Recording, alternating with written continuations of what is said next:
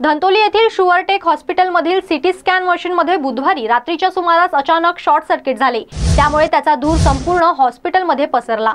भरती असलेल्या रुग्णांना त्रास झाल्याने सर्व रुग्णांना इतर रुग्णालयामध्ये हलविण्यात आले। या घटनेत कोणतीही जीवितहानी झाली नसल्याची माहिती अग्निशमक दलाच्या सूत्रांकडून देण्यात आली। रात्री 9:30च्या सुमारास ही घटना घडली।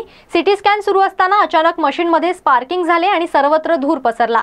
रुग्णालय प्रशासनाकडे लगेच रुग्णवाहिकांना पाचारण करून चिमुकल्यासह सर्व रुग्णांना अन्य हॉस्पिटलमध्ये हलविण्यात आले। अग्निशामक दलाला माहिती मिळताच त्यांनी घटनास्थळी धाव घेतली आणि मदत कार्य हाती घेतले।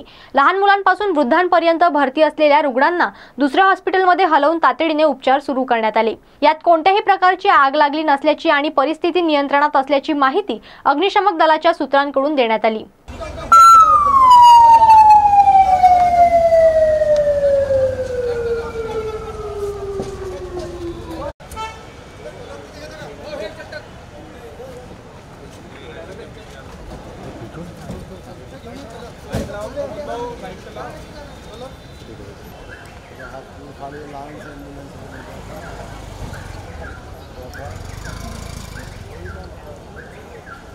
स्वतः चलवा डिपार्टमेंट में लगी है।